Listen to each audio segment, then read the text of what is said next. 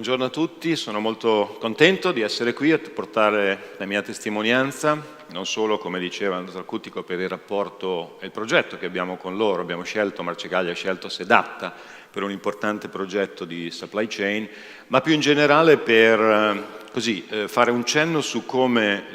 la rivoluzione digitale sta impattando su un'industria come quella dell'acciaio. Marcegaglia è un gruppo che l'anno scorso ha superato 5 miliardi di euro di fatturato, abbiamo 16 stabilimenti in Italia, 8 all'estero, trasformiamo 5,6 milioni di tonnellate, che è all'incirca il 22% del consumo di acciaio italiano. Siamo la più grande realtà di trasformazione indipendente da acciaieria al mondo. Noi non produciamo l'acciaio, lo trasformiamo. Per usare uno slogan,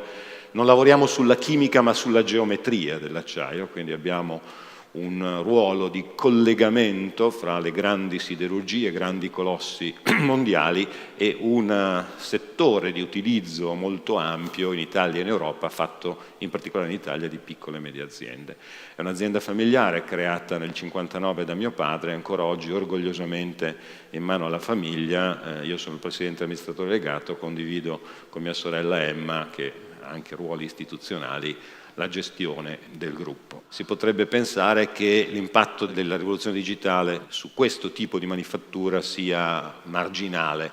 Bene, così non è, perché in primis dobbiamo realizzare che il cambiamento e la digitalizzazione in generale dell'economia e del sistema produttivo sta cambiando i modelli di consumo, sta creando richieste su nuovi materiali, su nuovi servizi, sta spostando anche il valore nella filiera dell'acciaio e quindi ci sono direttamente, oltre che indirettamente, molti impatti. L'essenza, a mio modo di vedere, della rivoluzione digitale è uno sfruttamento intelligente dei dati per creare valore. Essenzialmente possiamo esemplificare 3 categorie: l'ottimizzazione degli asset fisici, che sono importanti, in un'industria come la nostra il capitale fisso investito è notevole, e quindi ovviamente la saturazione delle capacità, l'ottimizzazione dei lotti e tutto ciò che attiene al miglior sfruttamento del singolo asset, l'ottimizzazione di ogni singolo processo. E ancora di più l'essenza della rivoluzione digitale in una manifattura come la nostra è la capacità di interconnettere in modo intelligente i vari processi organizzativi e i vari processi aziendali, delle distinte basi, delle ottimizzazioni dei cicli, delle interconnessioni tra le varie fasi della lavorazione, dei magazzini, della logistica, e quindi diciamo l'applicazione delle tecnologie ai nostri processi in una logica integrata è stata l'occasione unica che stiamo sfruttando di ripensare quasi un po' un check-up del modus operandi dell'azienda, proprio in una logica di ottimizzazione, interconnessione e scambio di informazioni tra i vari pezzi dei processi, tra le varie funzioni aziendali, e in una logica appunto più integrata e più efficiente. Quindi non è solo un fatto tecnologico, ma è attraverso l'applicazione della tecnologia l'occasione per ripensare la propria attività e gli spazi di ottimizzazione, in una logica, ribadisco, di forte integrazione tra le funzioni. Stiamo con Sedapta ripensando appunto tutta la supply chain in una logica non tradizionale, ma di rivisitazione del processo. Non si tratta solo di far evolvere gli impianti con le tecnologie abilitanti, ma si tratta soprattutto di incidere sui modelli organizzativi e vorrei dire anche gli approcci culturali, non solo degli specialisti. So che qua la gran parte del pubblico è forse fatto appunto degli specialisti, che io credo che sia un'occasione importante anche per voi, a partire ovviamente poi dai livelli del top management e di tutte le funzioni aziendali, nessuna esclusa, dai commerciali agli acquisitori, ai contabili e agli amministrativi. Dobbiamo, credo, attraverso la rivoluzione digitale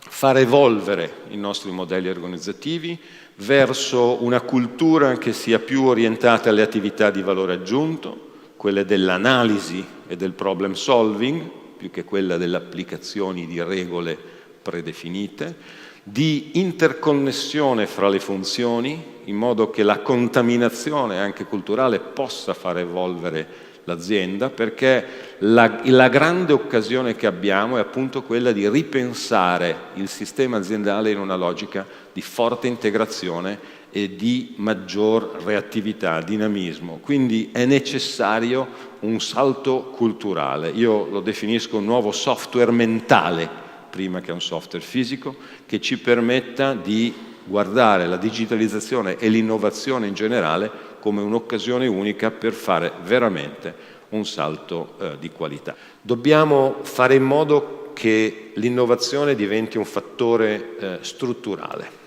Non deve essere una moda legata agli incentivi fiscali e basta, deve diventare un nuovo modo di pensare al futuro che parte dal pragmatismo, deve essere un modo empirico, non deve essere accademico e staccato dalla realtà, deve essere un modo creativo, generativo di nuove idee, ma deve essere certamente orientato al futuro anche con schemi e meccanismi diversi da quelli in cui operiamo. Quindi c'è bisogno di uno sforzo culturale importante. E qui la contaminazione e lo scambio, nel senso più positivo del termine, di esperienze, da cui il concetto di open innovation, da cui il concetto di ampliare i confini dalle imprese all'università, alle istituzioni, alla pubblica amministrazione e ripeto, iniziative come queste sono veramente in questo senso molto concrete, con scambi e con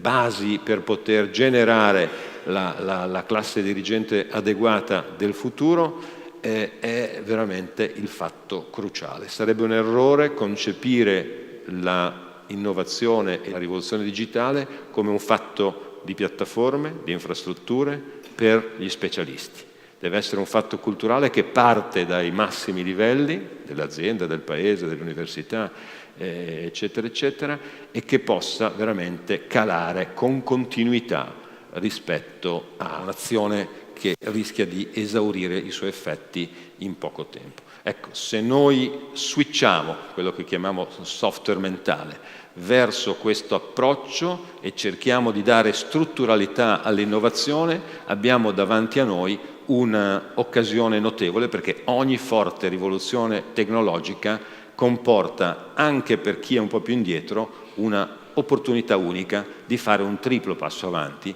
e di recuperare un gap. Certamente, e concludo, abbiamo bisogno anche di inserire nel mondo del lavoro i giovani. Noi abbiamo un grave problema di disoccupazione giovanile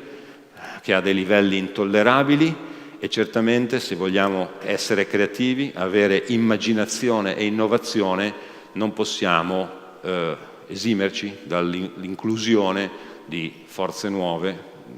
e di anche nuovi modi di pensare e di approcciare. Un paese per vecchi non è un paese di innovazione e di immaginazione. Noi non vogliamo essere un paese per vecchi, anche se stiamo invecchiando come popolazione, ma io sono convinto che la freschezza è un fatto prima di tutto mentale e come imprenditori questo rischio non vogliamo correrlo, non possiamo permetterci il lusso di correrlo per restare competitivi in uno scenario che comunque correrà e anche molto veloce. Grazie.